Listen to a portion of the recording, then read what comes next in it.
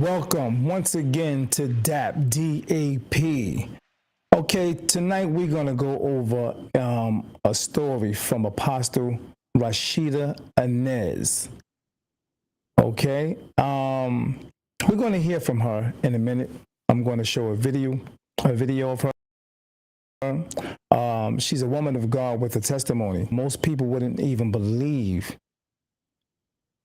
She actually opens up about something we rarely discuss. And that is mothers who molest their children. Yeah, deep situation. And I want you to know that, this isn't easy to listen to. Not easy at all. But it's necessary. We're going to play her story, and every now and then I'm going to stop, I'm going to pause, and I'm going to give you my thoughts on some of the situation that we hear tonight. All right? So here we go.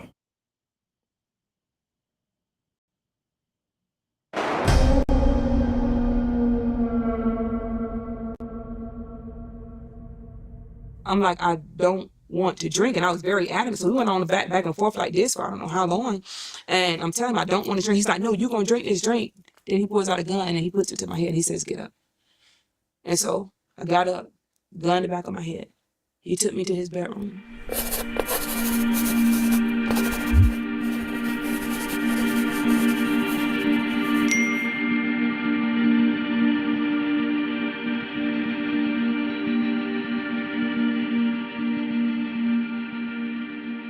Well, I was raised in Phoenix City, Alabama. It seemed as if I came from a family full of women. I had my granddad, my maternal granddad, he was around. I had uncles. They died off. I had a mother. My mother and I, we lived with my great-grandmother, the late Willie Mae Wilson. I didn't come from a family where you hugged and you said, I love you every day. My mom was still young. And my mom was a bad woman. Back in Alabama South, she's they would call her high yellow or red bone. And so my mom, if you were to look at her, especially back then, she would look as if she was biracial or possibly even white, but she was bad. And when I tell you that lady could dress, honey, with that being said, she was a single woman. And so all the men were at my mom, and so she was there, but she wasn't present. So I didn't really I wasn't really parented like a child should be parented. And I did not know what I lacked, not just as a woman, but as an individual until life started happening. And I realized that I would get in trouble at school for responding a certain way. And I'm like, what's wrong with how I respond? Like, I didn't know that I could. And little things like that, I knew something was not right, Then I was molested by my mother. I was sexually assaulted by my auntie as a little kid. But I would always read my Bible. Even I didn't quite understand what I was reading. My grandma made sure I had a little kitty Bible. And so I would pick it up and I would read it, even though I couldn't quite understand it. When my mom wasn't there, I would sneak out. Lost my virginity at 13. A lot of the stuff that I went through didn't just happen. I'm the reason for a lot of the stuff that I went through, decisions that I made. But in my defense, I would say in my adolescence, to defend my adolescence, I made them without guidance. It was no one there to say, Rashida, this is what you do. This is not what you don't do. I didn't have that. So if it were possible, and I believe that it is, just as we may be born into sin, I truly believe I was born broken. I've been broken all my life, really until 2016. And that was when I learned that you can be healed from it all. I had an awakening, 2007. 2007 was it 2005? 2007. I stopped going to church, and I would go to the casino in Shorter, Alabama on Sundays because I was just tired of church. I was controlled a lot in my home. So I started doing things that I felt that I could control. So I started getting tattoos. I started getting tongue piercings. I started getting body piercings because I knew that I could control. That's what I wanted to. That's what I did. And I would go to church, and the pastor I had at the time, he would throw off on me. It was, if I had my tattoo showing, he would preach something about the tattoo. If my tongue ring, he would say something about my tongue ring, calling me wicked and demonic. So I'm like, I'm done with this. I'm gone. And so the iPod shuffles had come out, and I left work on my lunch break. And I said, I'm going to Best Buy, get me an iPod shuffle. And I was in a little bitty Geo Prism, and a big, huge white Chevy Suburban hit me head on, pushed the front end of my car up to my waist. And I'm hearing people say, is she dead? Is she dead? And I'm like, no, I'm not dead. I'm still here. Just get me up out of here. So I left that with only a broken fingernail, this finger right here. And this finger explains a lot about my personality. Same finger.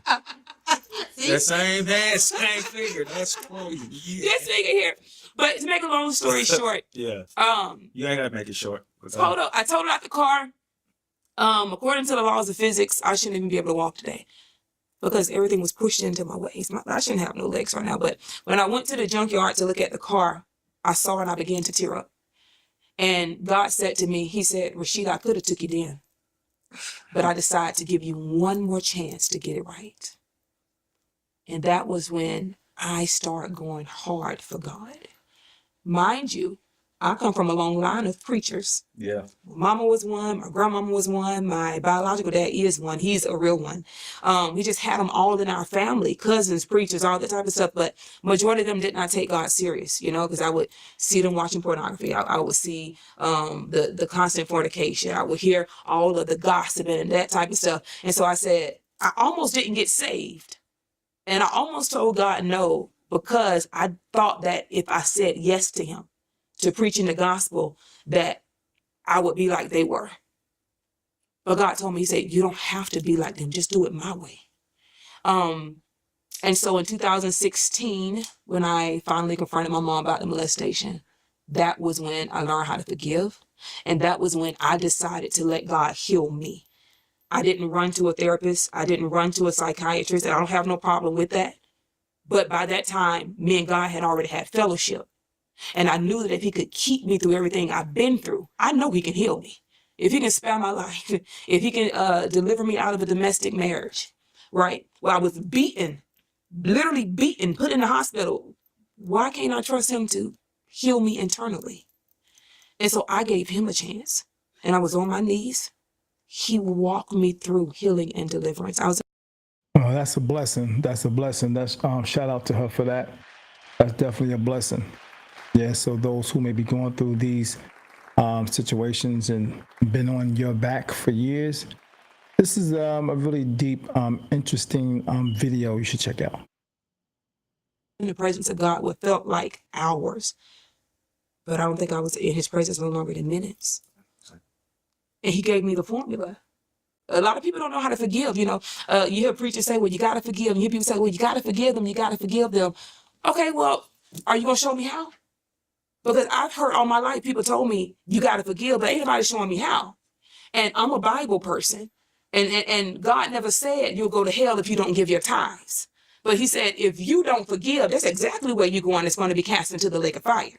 And so I had to learn how to forgive. And he gave me the formula. And now I teach other people how to forgive. Just because I had an encounter with God in my bedroom in Fayetteville, North Carolina, on my knees. And watch this. After that, 2 weeks later, I would be homeless. But I had already learned how to forgive. So he had already strengthened me to go through the wilderness that I needed to go through with 2 little boys. One was still a baby. So I didn't go through the wilderness bitter. Yeah, one of the hardest things I think with people, period, is being able to forgive. You got people that don't forgive all their life and they're in their 80s and never forgave anyone or even themselves. So that's a very hard thing to do. I went through sad. but I got my strength in the wilderness. And I always like to say this about the wilderness. When you find yourself going through extremely tough times, the wilderness is a thing to be appreciated, not a thing to be hated or despised.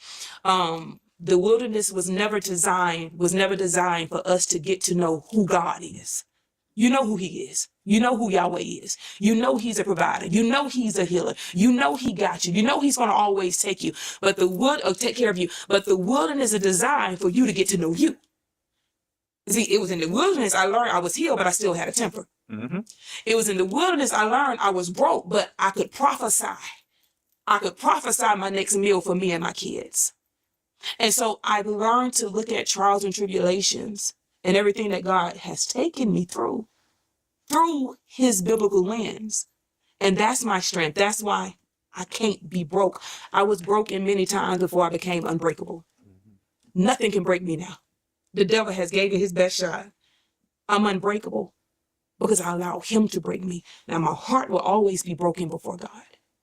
I will never, ever, ever feel as if I deserve to stand in his presence. Never. So he will always get the broken heart of Rashida. I will always remain humble and small in his presence. And so if you were to take everything I just said, put it together, put it in a bag and sew it up, all of that contributed to me being healed. No man taught me. I didn't have the mother's love, didn't have the father's love, didn't have the love of a sister or brother. All I had was God, even when I didn't know I had him. Yeah. That's the trailer. That My got us God. here. We're clicking now. We just clicked on it. That's the trailer for the biopic. Now we got to run back to all of that. Come on. Run back. So your first, how you remembered your mom in the good moments before the molestation. What had you looking at mama just so proud? That's my mama. Cause my mama was bad. Yeah. My mama, like, what was that connect and the whole thing, like you going to school not even knowing, like, Yeah. what y'all on, gang? This is me. Right. This is what I was taught was right before you started looking at stuff like, oh what's going Did y'all catch that? Yeah. Let's stop right there. So she said, basically, is what he was referring to. It was her mother, the very person that's meant to take care of her, to look out for her, to nurture her, to parent her, to guide her, to protect her, to raise her, to love her, became the abuser. That type of betrayal cuts deep, I can imagine. And the church, society, even the families don't talk about this type of stuff. Don't talk about it enough. But Rashida's courage, it seems as though she's being called apostle now. Her courage to expose it and break the silence. on here? I'll be honest, and me being who I am now, I should be ashamed to say this, but I was always happy to have a beautiful mom. Yeah. Always happy to have a beautiful mom. Everyone who knew her knew who I was. You know, Rashida, that's your mama. Because mind you, my mama would get attention everywhere she went. That lady is bad. To this day, she's still bad. Mm-hmm. You know, and so I felt good to have a mom that was so beautiful and so pretty. And that's one thing she did teach me. She taught me how to celebrate my femininity. She taught me, how to make sure I'm beautiful, make sure I keep myself apart. And I love when people would compliment my mom before that molestation. You know what I mean? Yeah. I just felt, okay, hey, this is normal, but I love it when people would say, hey, such and such. I'm not calling her name. Hey, you look good today. I'll be like, and then my friends, they'll be like, your mama's so pretty. And I'll be like, yeah, I know. So those moments, what made me feel like, yeah, I just love her prior to that molestation. Mm-hmm. So there was no good times with mom. It was just you're pretty, I'm pretty, I we're had pretty. I had good times post the molestation. I remember one time, because we stayed with my great grandmama, like I said, the late Willie Mae Wilson, and it was my birthday, and my mom's car broke down. Yeah. And she asked my grandmama, could we use her car so she could take me out to celebrate my birthday?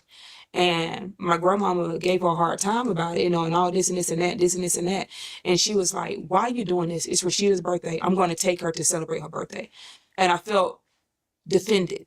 You know what I mean? I felt like, and then there was one time I was a trumpet player, and in concert band, even in marching band, the best player always sits first chair. And so I started playing the trumpet in 6th grade, and every Friday we would have a test to determine who would be the section leader and sit first chair for the next week. I never sat second chair. Never. When I first went to try the trumpet, I picked it up, immediately began to play it.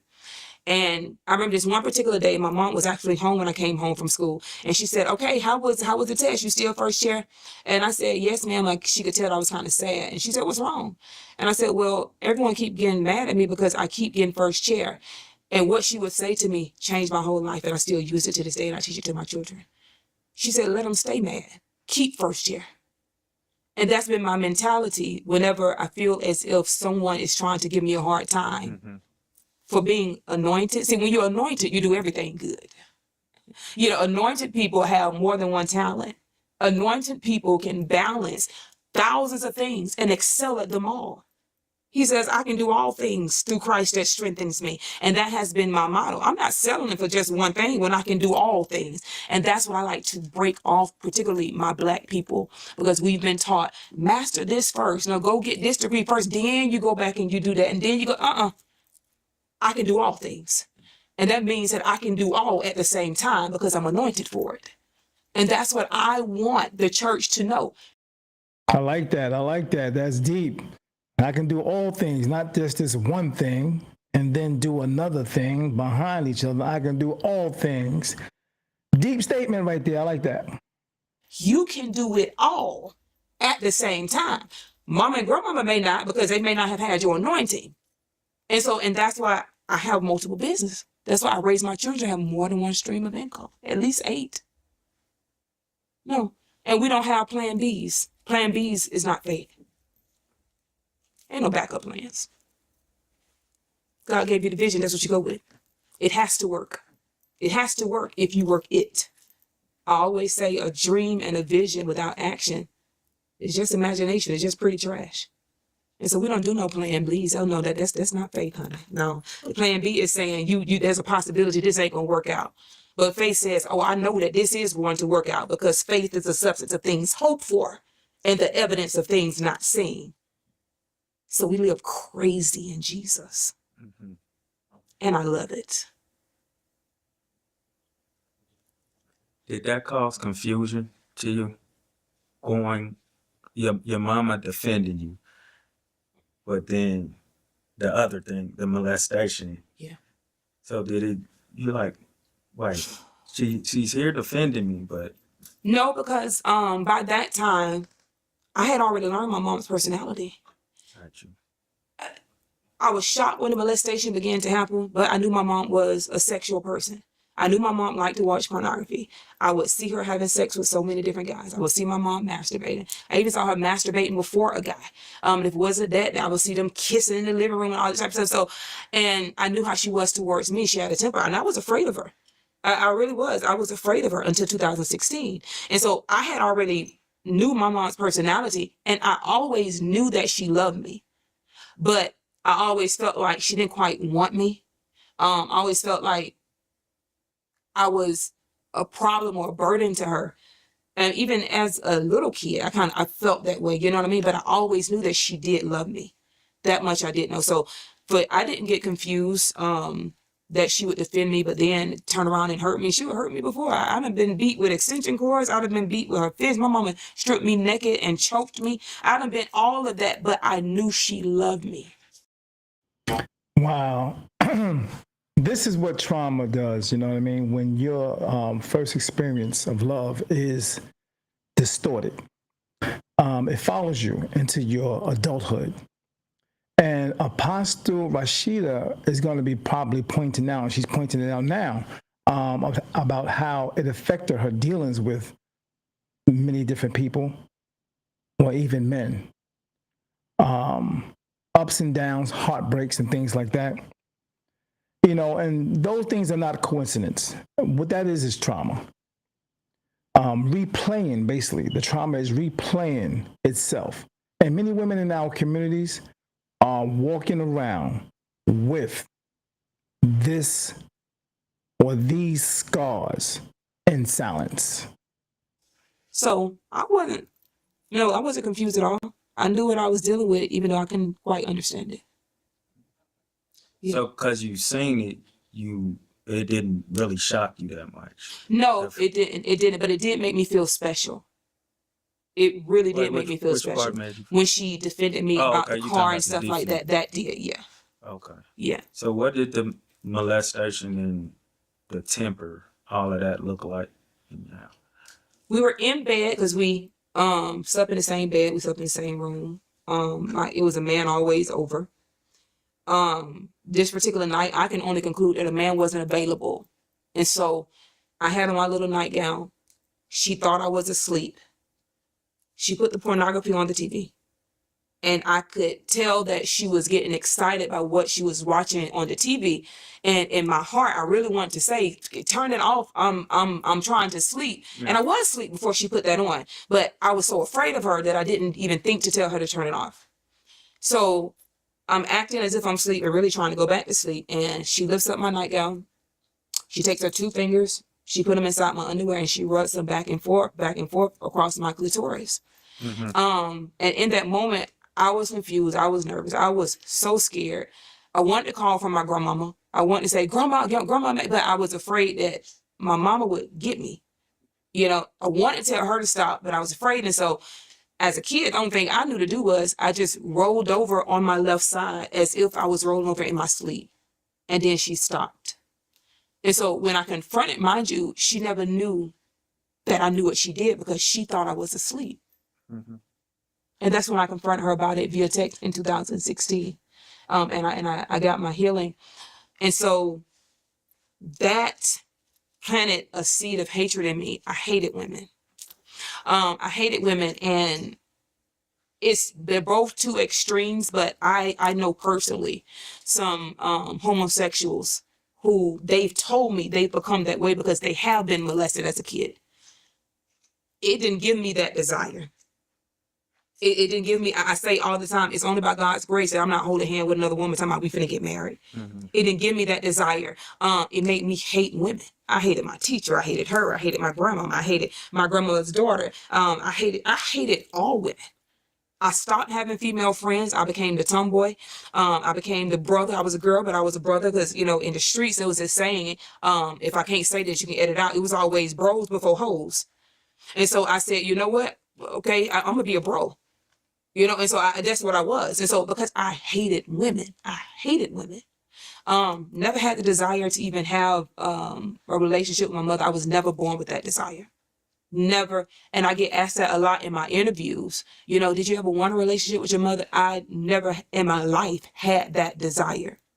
And I asked God why I did not have that desire. And it was as if God was telling me, if I had given you that desire, the hurt that she had caused you or would cause you, it literally would have killed you. Because I would have been so devastated because I love this person so much. And so it was really as if he protected me. You do understand what I'm saying? And so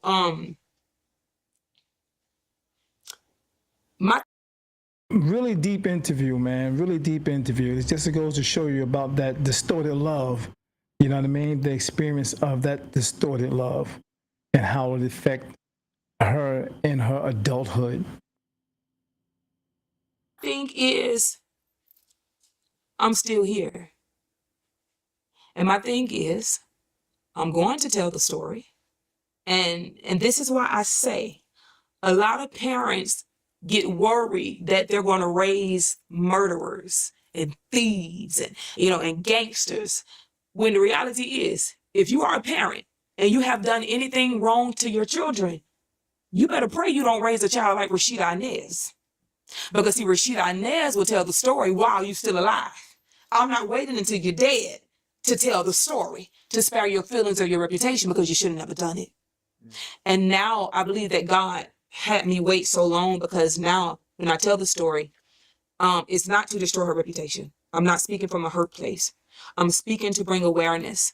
I'm trending on TikTok right now. One of my reels got 1.3 million views because I told this story. Even 30 seconds. And so people are being helped, and that's what I want, you know. And she has the opportunity to defend herself. And when I did confront her about this, of course, to my knowledge, she was telling everyone, well, she lied, that didn't happen. My thing was, if I'm lying, let's take a lie detector test. Oh, honey, I'll pay for it. I ain't got nothing to hide. Let's take a lie detector test. Ain't no lie detector test been taken. Wow. Do y'all think she will ever take a lie detector test? Because evidently it must be the truth. If she just said, ain't no lie detector test, ain't never been taken. Now, if you accuse me of something so gruesome, especially as doing something to a child, oh, baby, sign me up for the lie detector test real fast. Please sign me up for that. That lie detector test will never happen.